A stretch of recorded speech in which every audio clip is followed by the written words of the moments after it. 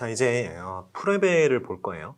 프레벨은 다른 거보다 유치원을 처음으로 만든 사람이 프레벨이다. 이 정도 알고 계시면 됩니다. 자, 보시면 요 킨더가르텐이라고 돼 있잖아요. 비어가르텐이라는 옛날에 그 호프집이 있었는데 갑자기 그게 생각이 나네요. 요 가르텐 요거 있잖아요. 요게 영어의 가든이에요. 이게 킨더, 이게 키드고. 그래서 아이들의 정원이라고 생각하시면 되겠습니다. 이게 유치원이라는 게 사실 원래 뜻은 그래요. 그래서 프레벨이 이제 고안한 것들이 은물이라는 걸 고안을 했어요. 그 은물이 뭐냐면 아이들, 유치원에 다니는 아이들은 나이가 어리잖아요. 그러니까 그 어린 나이가 어린 아이들을 위한 어떤 교육, 그 나이가 어린 아이들의 교육에 사용하기 위한 어떤 교보제, 그게 바로 은물입니다. 그래서 이런 것들이 있어요. 공, 원통, 종이 오리기, 찰흙 이런 것들이 있는데요. 이거 아직도 쓰이고 있어요. 그렇기 때문에 이 은물이라는 개념이 이제 프레벨이 나온다면 은물이라는 개념을 이제 제시를 하면 되는데 사실은 프레벨 같은 경우에는 굉장히 그 출제하기가 굉장히 난감한 그런 영역이죠. 그 중등교사를 위한 그 임용고시에서는 프레벨을 출제하기가 쉽지가 않아요. 초등과 이제 초등에서는 나올 수가 있는데 왜 그러냐면 이게 유치원 아이들을 다 대상으로 하는 그런 교육을 고안을 했잖아요. 근데 유치원 단계를 이미 지난 아이들이 대상이잖아요. 그 우리 중등교육에서는. 그러다 보니까 중학생들, 고등학생들이 뭐 공이야 씁니다만 체육 시간에 원통, 뭐 종이 오리기, 찰흙 이런 거 쓰나요? 이런 은물이라든가 이런 뭐 그런 개념이랑은 좀 거리가 좀 있죠. 그래서 프레벨을 중등 교육학에서 물어보는 거는 쉽지 않다. 이렇게 생각을 하면 되겠어요. 자, 보시면 교육은 여기 개발주의, 발현설 이런 것들에 의거해서 아동이 타고난 어떤 아동의 내면에 원래부터 존재하고 있었던 내면적인 어떤 선성, 이게 뭐냐면 신성, 이게 뭐냐면요, 그 신이 이미 부여한 어떤 그런 어떤 뭐라고 해야 되나요? 신이 부여한 어떤 인간만이 갖고 있는 특성 이런 거라고 생각을 해야 되나요? 그런 것들입니다. 그 신성을 인식하고 그리고 개발하는 게 교육의 목적이에요. 그리고 이제 아동 중심의 수동적 교육관이라 그랬는데요. 이 수동적 교육은 루소가 얘기했던 그 자연주의 교육이 수동적 교육관이잖아요. 아이들이 원래 타고난 그대로 자랄 수 있게 교사가 좀 수동적인 역할을 해야 된다라고 얘기하는 게 루소가 얘기했던 그 자연주의 교육의 어떤 그 입장이나 관점인데 이 프레벨도 똑같은 얘기를 하고 있어요. 아이들의 내면에 잠재되어 있는 그런 특성들, 어떤 가능성들 그런 것들이 실현되도록 도와주기만 하면 된다라는 그런 주의죠. 교육 원리는 그래서 이렇게 쭉 여기 있는데 이것만 보시고요. 이거는 뭐 그렇게까지 여러분이 뭐 신경 쓸 그런 사람은 아닌 것 같아요. 여기 이제 교육 방법이 뭐 아동기, 청소년기 이렇게 돼 있는데요. 뭐 체계적 수업 한다고 하는데 이거는 기존 수업이랑 똑같죠. 그래서 뭐 크게 중요하지 않습니다. 자, 그 다음에 기타 중요 교육 사상가라고 되어 있는데요. 중요하지 않은 축에 속하죠, 사실. 여기 기타라고 들어가 있는 이유가 이제까지 얘기했던 사람들이랑 달리 좀 중요도가 떨어지기 때문에 여기 넣어놓은 건데 그래도 완전히 무시할 만한 사람은 아니라서 별로 중요하진 않지만 완전히 무시할 만한 사람은 아니라서 여기 넣어놓은 겁니다. 피이테 그래요. 피이테 이런 사람이 있다 정도 그냥 좀 읽어보시고 넘어가시면 되고요. 스펜서가 과학적 실리주의를 대표하는 사상가인데요. 스펜서도 그냥 보시면 교육의 목적 여기 나와 있죠. 완전한 생활의 준비라고 했는데 이 완전한 생활의 준비를 위해서 이 5가지 활동 영역을 정의를 했어요. 왜냐하면 이러한 직접적인 자기보존, 간접적인 자기보존, 자손의 양육 및 훈육, 그리고 사회 정치적인 관계 유지, 생활의 여가 이용과 취미 및 감정의 만족 이런 5가지 활동을 인간이 하는데 이 5가지 활동의 영역을 자신이 원하는 대로 잘 달성할 수 있도록 그 목적을 달성할 수 있도록 능력을 좀 길러야 된다 이런 식으로 얘기를 했었거든요. 그래서 이렇게 5가지 활동 영역을 이제 그 스펜서가 제시했다 이 정도만 알고 넘어가시면 되겠습니다. 자, 그리고 로버트 오웬이라고 영국 사람인데요. 이 사람은 이 사람도 좀 되게 독특한 사람입니다. 좀 능력자예요. 크게 중요한 사람은 아닌데 이 사람이 좀 교육사적으로 의미가 있다기보다는 교육사적으로 아주 큰 의미가 있다기보다는 좀 뭐 산업혁명기에 등장했었던 그런 사람, 그 산업혁명기에 태어난 사람으로서 좀 특이한 사람이라서 제가 넣어놓은 게 있어요. 그리고 이제 공장법이라는 걸 제정을 합니다. 공장법. 그래서 공장법 같은 경우에는 제정하는데 굉장히 여러 노력을 해요. 그 공장법 제정 운동하면서 로비도 많이 다니고요. 근데 이 사람이 뭐 원래부터 뭐 사회 운동을 하는 그런 사람이 아니었어요. 그냥 보시면 아르바이트생 출신이거든요. 근데 능력이 뛰어나다 보니까 아르바이트생으로 출발을 해가지고 정규직원이 된 다음에 그다음에 공장주 딸이랑 결혼을 해요. 어떻게 꼬셨는지 모르겠어요. 그래서 20살 때, 심지어 20살 때 직원 500명이나 되는 그 방직 공장의 지배인이 돼요. 총 지배인이 20살인데. 그리고 나중에 엄청 큰 방직 공장도 소유를 합니다. 그렇게 돈을 많이 벌어요. 굉장한 능력자죠.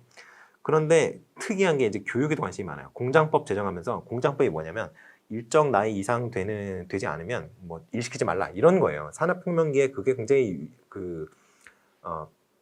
좀 여러 가지 이제 문제들이 많았잖아요. 제가 아까 침리 스위퍼라는 그 시 얘기를 했었죠. 그 침리 스위퍼도 산업혁명기 얘기거든요. 그게 그 몸집이 조그만 아이들을 이용을 해서 그 어떤 굴뚝 청소를 하는 그런 모습을 고발하는 그 뭐 담담한 어조로 써져 있는데 굉장히 그 고발하는 그런 느낌이거든요. 그 시가.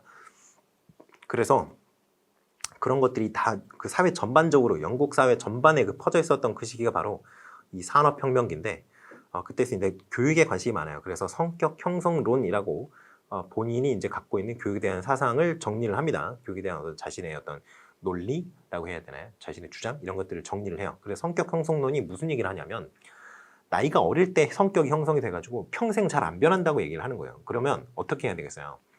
그 성격 형성이 되는 그 시기, 굉장히 어린 시기 있잖아요. 한 5살, 한 6살 여기 보시면 성격 형성론에 생후 6개월이 지나면서 생에 대한 영구적인 인상이 만들어진다. 그리고 2세 정도까지 되면 성격 형성이 완성이 된다는 거예요. 5살, 6살이 유치원 가는 나이인데 그때도 이미 늦는다는 거죠. 그래서 굉장히 어린 나이에서부터 여러 가지 이제 교육적 효과를 발휘하기 위해서는 교육이 좋은 효과를 발휘하려면 아주 어린 나이에서부터 교육이 이루어져야 된다는 그런 주장을 하게 됩니다. 이 성격 형성론이라는 그 주장을 펴면서. 그리고 특이한 게 실제로 성격 형성 학원이라고 해서 교육기관도 만들어요, 이 사람이. 그래서 미국이랑 영국을 왔다 갔다 하면서 이런 교육이라든가 아이들의 어떤 교육이라든가 성격 형성이라든가 이런 거에 굉장히 많은 노력을 쏟다가 영국으로 돌아와서 죽었나 뭐 그래요. 근데 그 목적이 이래요. 선량한 인간의 육성. 이건 아주 좋죠. 근데 이런 부분이 문제입니다. 규율, 복종, 올바른 습관의 형성, 건강, 자세의 개선. 좋은 부분이랑 좀 안 좋은 부분이 섞여 있어요. 보세요. 규율과 복종 이런 것들은 어떤 자유로운 인간이 아니라 공장에서 공장의 지배인 또는 그 상급자, 직장에서의 상급자가 지시한 일에 대한 어떤 수행을 목적으로 하는 그런 좀 그 수직적인 사회에 잘 어울리는, 잘 적응하는 사람을 만들기 위한 목적이 좀 너무 강해 보이잖아요. 그래서 이런 것들이 좀 한계로 지적이 되는 거죠.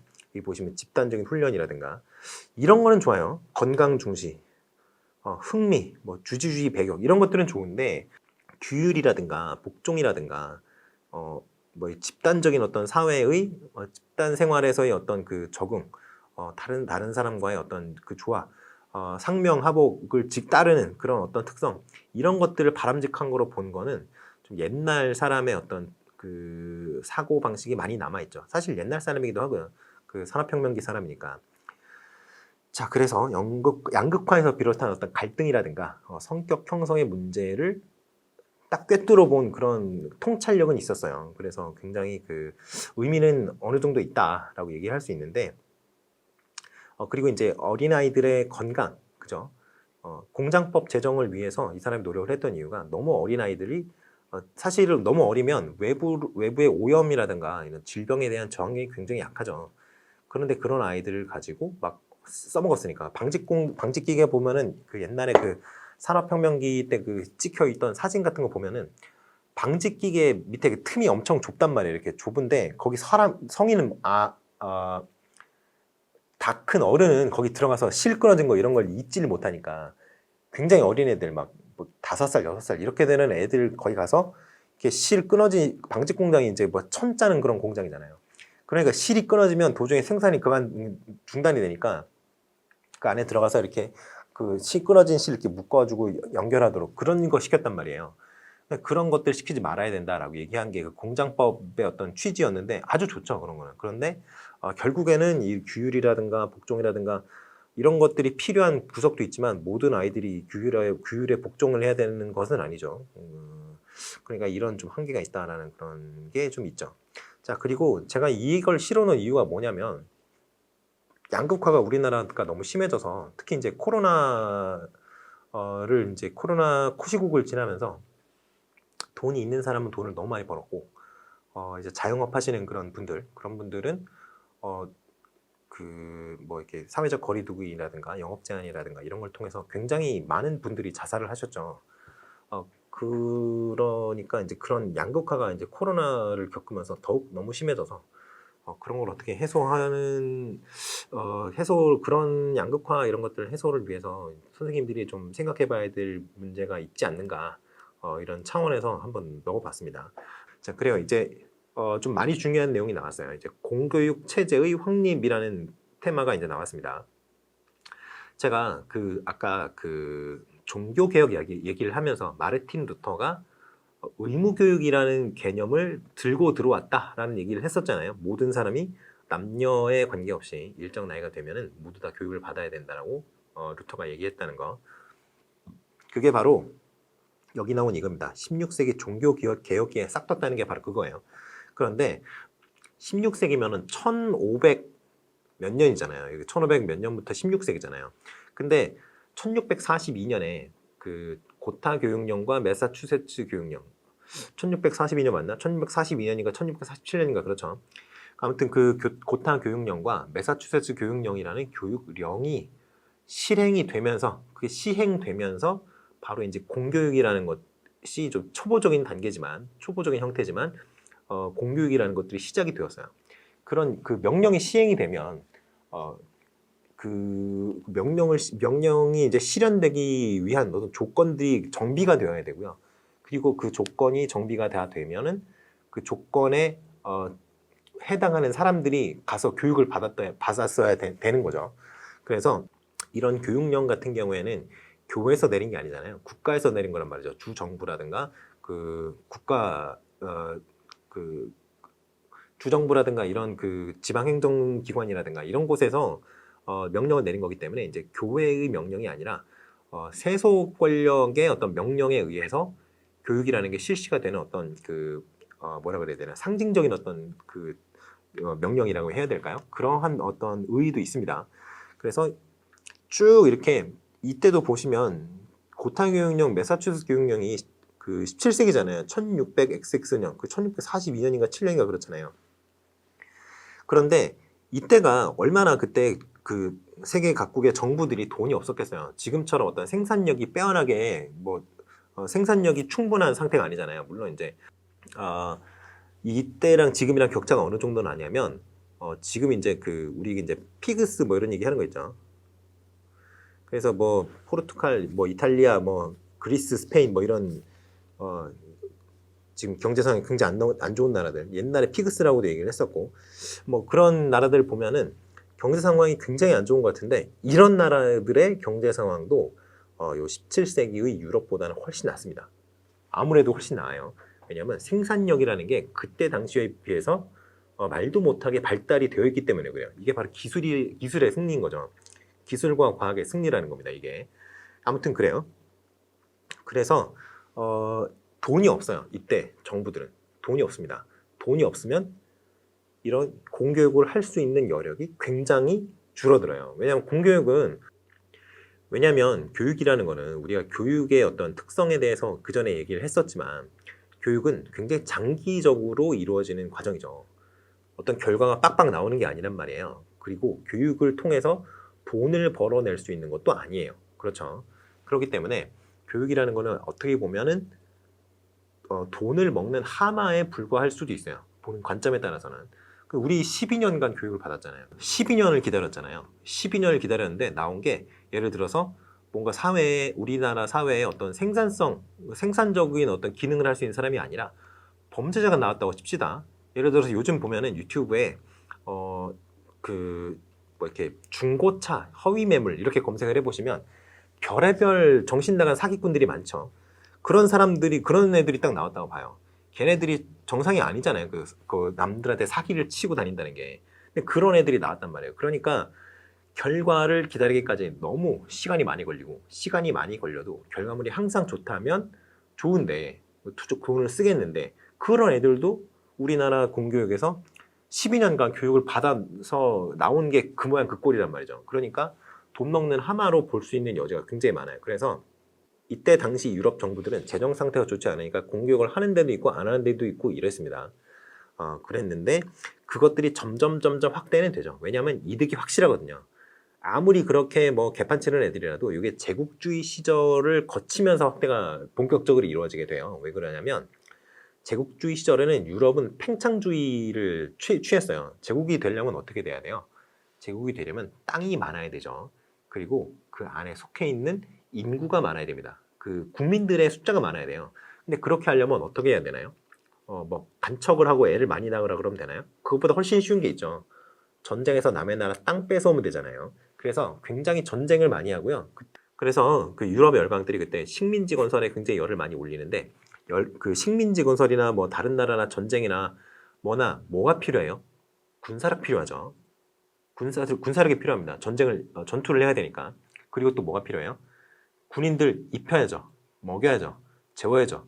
그럼 뭐가 필요해요? 여러 가지 물건들이 필요해요. 보급을 해줘야 되니까 여러 가지 물자들이 필요하단 말이에요. 그러면 전쟁을 하려면 군인의 수가 어때야 되겠어요? 늘어나야겠죠. 근데 군인의 수가 늘어나면 보급해줘야 되는 물자의 양도 늘어나겠죠. 물론 이제 가서 군인들이 죽을 수 있는데 죽으면 이제 어느 정도 머릿수가 유지가 되겠지만 어떤 세상에 어떤 그 지배자가 왕이 자기가 돈 들여서 키워놓은 군인을 죽이고 싶어요. 그러니까 퇴제하는 그 군사의 숫자를 줄이지 않으려고 노력을 한단 말이에요.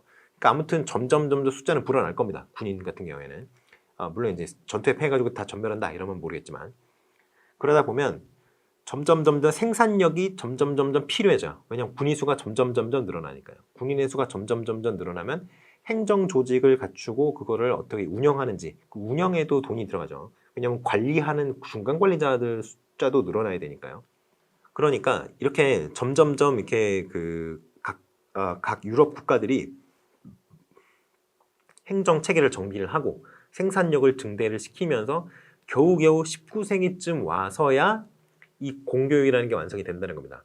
이게 왜 그러냐면 생산력이 뒷받침이 되어야 국가가 교육이라는 돈을 먹는 하마에도 돈을 제대로 쓸 수가 있게 되는 거예요. 잉여되는 돈이 있어야 돈을 쓸 거 아닙니까? 다른 데다가.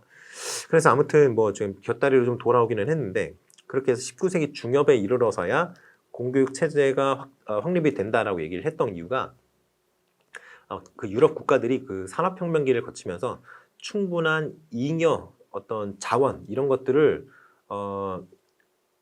생산해낼 수 있는 능력을 갖추고 나서야 겨우겨우 공교육이 제대로 자리를 잡았다는 거예요.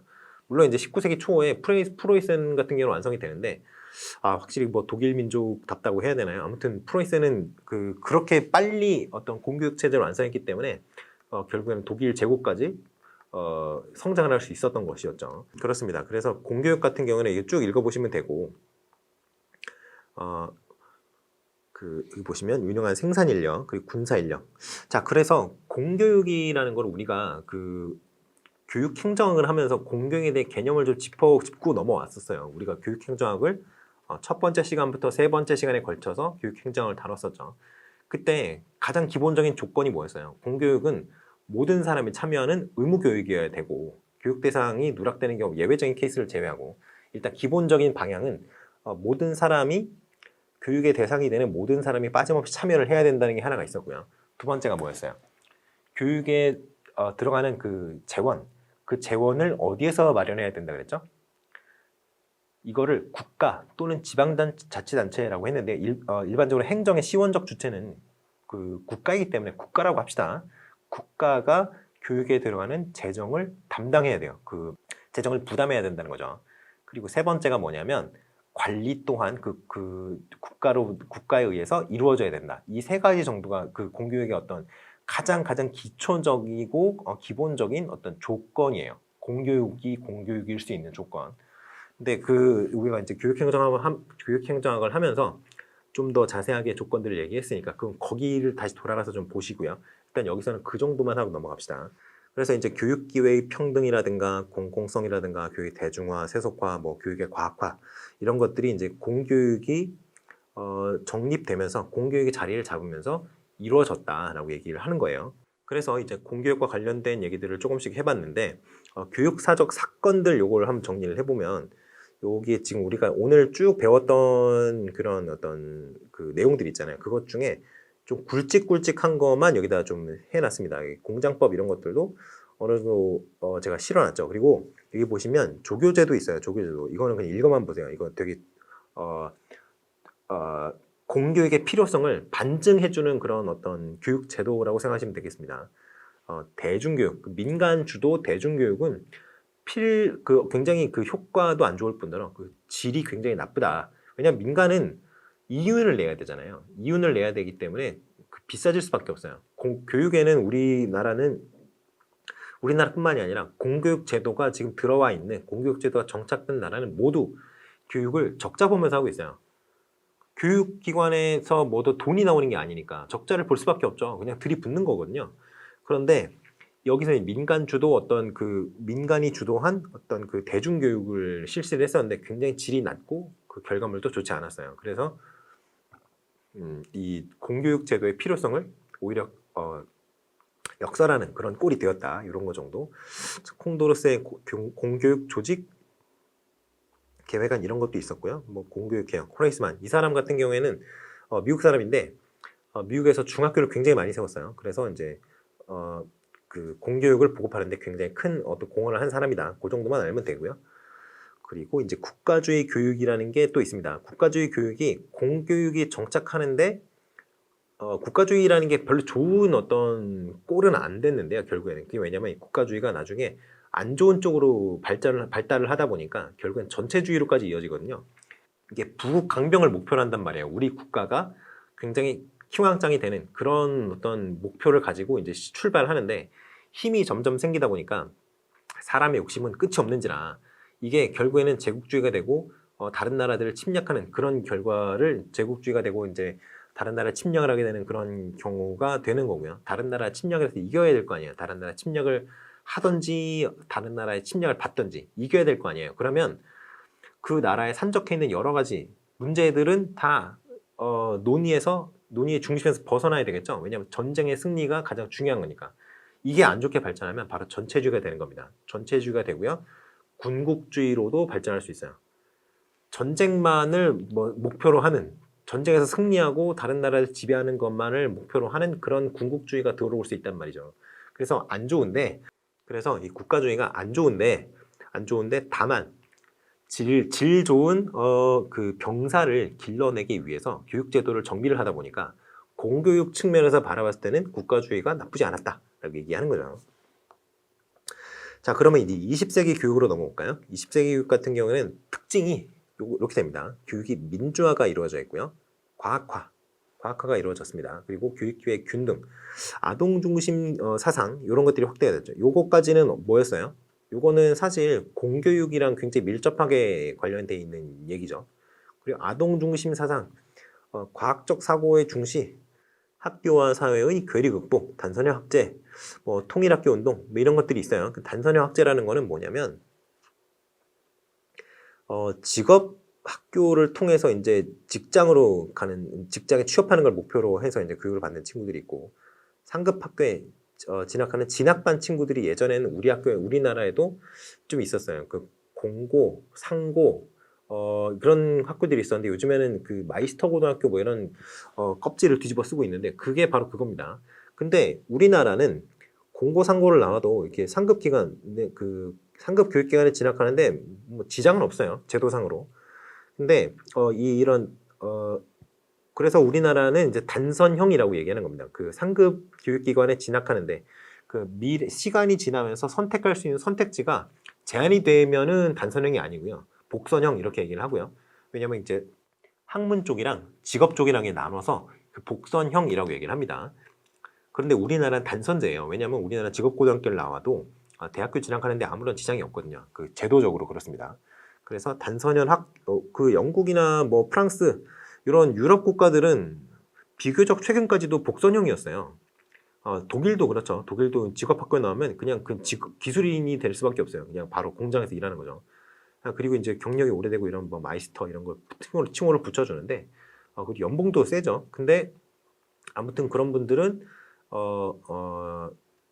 제도적인 어떤 제약 때문에 자기가 상급 교육기관에 진학하고 싶었어도 진학을 못한다라는 그런 제도적인 어떤 그 한계를 극복하지 못할 그런 케이스였죠. 뭐 극복을 하고 말 것도 없는데 개인의 차원이니까. 아무튼 그 단선형 학제가 운영이 되는 게 좀 중요하죠. 왜냐하면 개인의 선택을 보장을 해야 되잖아요. 개인의 선택권을. 개인의 자유죠. 직업 선택의 자유가 보장이 되어야 되는데 이 복선형 학제 같은 경우에는 직업 선택의 자유가 보장이 되지 않기 때문에 좀 여러 가지 문제가 많이 있었던 거죠. 자, 그래서 20세기 교육은 대체로 이런 특성을 가지고 있다 이렇게 얘기할 수 있고요. 그리고 교육 개혁 운동이라는 게 있습니다. 이게 전통적인 학교 교육에 어떤 한계들이 있어요. 뭐냐면 일단은 수업이 선생님 중심이죠. 가르치는 사람 중심이에요. 아동이 갖고 있는 흥미라든가 적성이라든가 개인적인 어떤 특성이라든가 이런 것들이 전혀 고려가 되지 않아요. 그래서 이제 교사 중심이었는데 그게 이제 아동 중심으로 바뀌는 거죠. 그리고 교과서가 딱 있으면 그 교과서를 중심으로 다 이루어져요. 그런데 지금은 교과서에 실려 있는 그 내용 말고도 다른 좀 내용들이나 어떤 교육적 목표, 확산적 목표, 뭐 이런 부수적 목표 이런 것들이 좀 중요하다라는 판단이 된다면 그것도 교육과정 내로 끌고 들어오면 되는 거죠.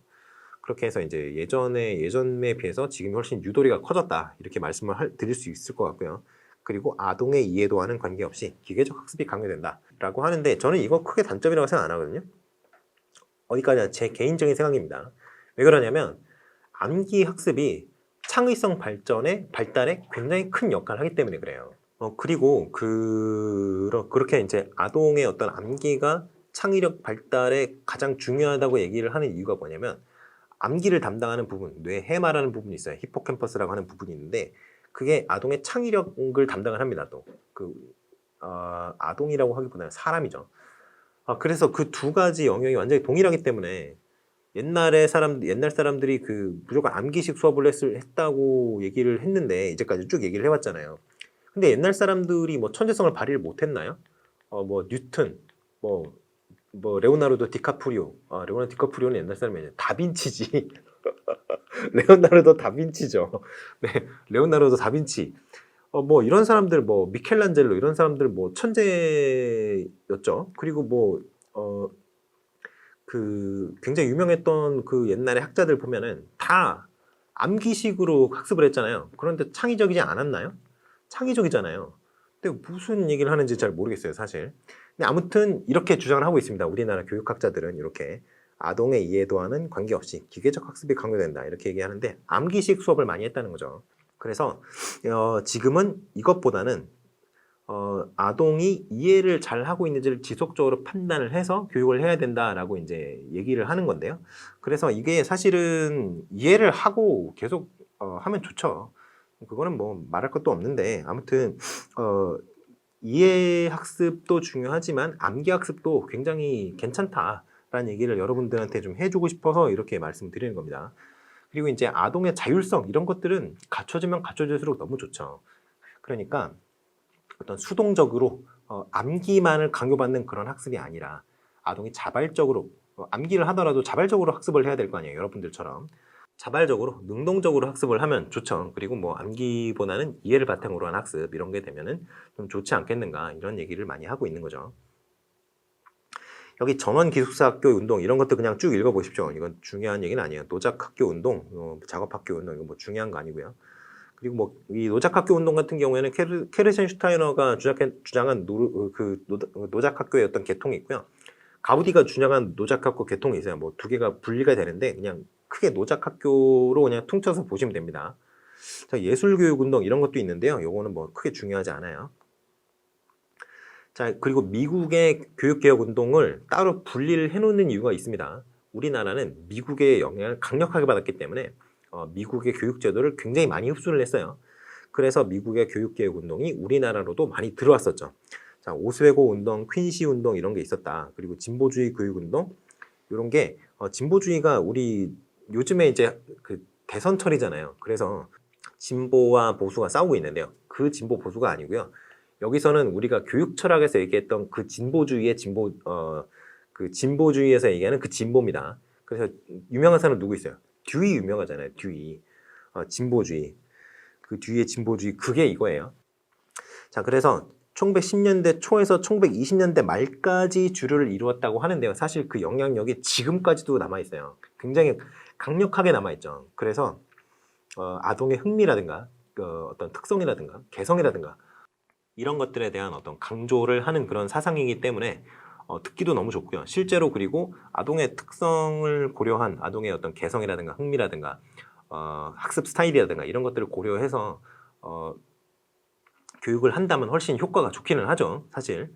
그래서 이 실용주의와 진보주의, 요 실용주의와 진보주의를 바탕으로 하던 교육운동이 있었다. 이런 것 정도를 이야기하시면 될 것 같은데요. 요게 이제 크게 한번 카운터를 맞고 크게 한번 이게 진보주의 운동이 지금까지 영향력을 미치고는 있는데 이게 지금 완전히 다른 어떤 교육 사상을 완전히 억압할 정도로 강력하진 않아요. 그게 이유가 뭐냐면 1957년에 그 스푸트니크 쇼크를 한번 얻어맞아서 그래요. 그래서 아동의 흥미 적성 좋은데 그래도 배워야 될 건 배워야 된다. 이런 식으로 지금 많이 얘기를 하고 있는 거죠. 아동 중심 교육 운동, 존 듀이는 제가 그 전에 설명을 했어요. 교육 철학할 때 설명을 했습니다. 그래서 그때 그거 보시면 되고요. 자, 그리고 이제 몬테소리인데요. 그 우리 몬테소리 교육 뭐 이런 거 광고 보신 적 있죠? 그 몬테소리가 바로 이 사람입니다. 이 몬테소리예요. 이탈리아 의사였고요. 그 여자 의사예요. 그래서 이제 이분은 원래는 정신지체 아동의 어떤 교육을 위해서 여러 가지 교육 프로그램 같은 거를 고안을 했는데 정신지체 아동뿐만이 아니라 일반 아동에게도 써보니까 나쁘지 않았다는 거죠. 그래서 아동 교육의 원리 이런 것들을 막 딱 좀 생각을 해가지고 이제 만든 그런 원리가 바로 이런 것들입니다. 집중화의 원리, 정상화의 원리. 자, 그리고 민감기, 센시티브 피리어드 그거를 얘기하는 게 바로 이거예요. 자, 요즘 크리티컬 피리어드랑 결정적 시기, 크리티컬 피리어드 그리고 민감기, 센시티브 피리어드 제가 구분을 해드렸죠. 교육 심리학 하면서 그거는 일반적으로는 두 개가 같은 건데 민감기 같은 경우에는 그냥 효율이 떨어진다는 개념이고 크리티컬 피리어드 같은 경우는 더 이상 습득을 못한다. 그 해당 기능을 제대로 습득을 못한다는 개념이기 때문에 약간 차이는 있어요. 그렇지만 뭐 일단은 여러분은 뭐 민감기를 써도 되고요. 뭐 결정적 시기로 써도 되고요. 뭐 아무거나 써도 됩니다. 일반적으로는. 자, 이제 거의 다 끝나갑니다. 서머힐 학교랑 다음에 나온 발도르프 학교만 보면 되는데요. 자, 서머힐 학교와 발도르프 학교가 전 지구급으로 또는 전 세계급으로 유명한 어떤 대안교육 학교라고 생각하시면 될 것 같아요. 일반적으로 이제 공교육에서는 벗어나 있으니까요. 그래서 대안교육이라고 하는 거거든요. 근데 밑에 여기도 나오네요. 발도르프 학교가 굉장히 유명하고요. 그리고 서머힐 학교도 굉장히 유명합니다. 왜냐하면 서머힐 학교가 먼저 나왔거든요. 지금 학교 개수가 훨씬 많은 건 발도르프 학교입니다. 거의 발도르프 학교가 지금 전 세계에 1000개 넘게 있을 거예요. 아마 발도르프 학교의 계열 학교들이. 서머힐 학교 몇 개 없죠. 근데 아무튼 이 서머힐 학교랑 발도르프 학교가 이제 대안학교로서의 어떤 굉장히 유명한 위상을 가지고 있는데 학비가 미쳤습니다. 이거 진짜 학비가 말도 안 돼요. 학비가 1년에 얼마 되냐면 한 3,500만 원에서 4,500만 원 막 이렇게 됩니다. 굉장하죠. 그거를 언제부터 내냐면 초등학교 1학년 때부터 내요. 그러니까 12년을 다니잖아요, 학교를. 그러면 그 중등교육까지 다 포함하니까 12년 곱하기 4천만 원이라고 생각을 해보세요. 그거 얼마예요, 그러면? 5억 원 들어가잖아요, 거의. 그렇죠. 5억 원 들어간단 말이에요. 한 명 키울 때. 그래서 제 생각이 그겁니다. 애 키우는 게 진짜 힘들다. 경제적으로. 근데 아무튼 이 좀 특징들을 좀 얘기를 해보자면 서머힐 학교 같은 경우는 이 학생 자치 활동이 굉장히 강력합니다. 이게 왜 그러냐면 여기 보시면 거의 무제한적인 자유가 부여되기 때문이에요. 근데 서머힐 학교에서 해보니까 아이들이 자기네들이 결정한 룰은 잘 어기지 않는데요. 그런 어떤 교육적인 어떤 의의도 발견을 해내고 뭐 좋죠, 좋은데 한계가 많이 있어요. 이게 이제 지식에 대한 어떤 교육은 좀 약간 등한시하거든요. 그리고 이제 아이들의 품성 교육, 인성 교육 이런 거에 좀 신경을 많이 쓰다 보니까 졸업하고 나면 5억을 써서 아이를 서머힐 학교에서 졸업을 시켰는데 12년을 학교에 보내가지고 나온 거는 머리에 든 게 아무것도 없는 친구가 나온 거죠. 애가 성격은 좋아요. 성격은 너무 좋은데 아는 게 아무것도 없는 거예요. 그래서 어떻게 되겠어요? 그런 친구가 사회에 나오면 적응을 못 하겠죠. 사람은 너무 좋아요. 할 수 있는 게 아무것도 없는 거예요. 그런 식이 되는 겁니다. 그래서 어떤 학습에 어떤 초점을 맞추지 않다 보니까 그 이후에 졸업한 아이들이 사회 적응을 좀 어려워하는 그런 그 케이스가 많이 보고가 되어가지고 지금은 약간 지식교육 쪽에도 비중이 약간 늘긴 했다고 얘기를 하더라고요. 자, 그리고 너무 대가가 크죠. 그리고 학비가 너무 비쌉니다. 학비 3,500만 원에서 4,500만 원이라니 이게 무슨 장난하는 것도 아니고 대학교를 1년 가면 이제 문과랑 이과랑 다른데 문과 계통이랑 이과 계통이랑 다른데 문과 계통은 한 350만 원, 한 380만 원 하죠. 이과 계통은 한 100만 원 정도 더 내고요. 근데 그렇게 해봐야 1년에 800만 원 왔다 갔다 하는 거잖아요. 근데 800만 원, 뭐 900만 원 그 정도 왔다 갔다 하는 건데 이거는 1년에 3,500에서 4,500을 내니까 이게 말이 안 되죠. 이러니까 망하지. 근데 거기다가 그렇게 돈을 들여서 애를 키워놨더니 애가 할 줄 아는 것도 없고 성격은 좋은데 참 문제가 있죠. 자, 그 다음에 발도르프 학교입니다. 이 발도르프 학교는 뭐 슈타이너라는 사람이 이제 세운 건데 이 사람이 좀 그 사상이 좀 약간 괴이해요. 아무튼 이 슈타이너가 얘기하는 그 어떤 교육관 같은 거는 여러분이 전혀 모르셔도 됩니다. 그냥 발도르프 학교가 어떻게 운영되는지만 보시면 돼요. 자, 일단은 발도르프 학교 같은 경우에는 언어 교육을 진짜 신경 많이 씁니다. 그래서 뭐 전인성이니 통합성이니 생활성이니 뭐 이런 것들을 뭐 강조한다, 예술성이니 이런 거 강조한다 하는데 그런 것들은 뭐 중요한 게 아니고요. 그래도 뭐 안 보시면 안 됩니다. 보시긴 보셔야 돼요. 전인성, 통합성, 생활성, 예술성 이런 것들 다 중요시한다. 한마디로 전인 교육을 하겠다는 거죠. 그런데 운영 특징 이게 중요합니다. 운영 특징. 그래서 일단은 8년제로 운영이 돼요. 8년제로 운영이 되고 한 번 딱 담임교사가 정해지면 8년 동안 뚝쭉 같이 갑니다. 그리고 성적이 평가가 되지 않아요. 시험을 안 보거든요. 그런데 이상하게 사회에 나왔을 때 적응을 잘한단 말이에요. 이게 왜 그러냐면 이것 때문에 그래요. 이 에포크 수업, 주기 집중 수업, 심도 있는 지식의 탐구를 하는 그런 기회를 마련을 해줍니다.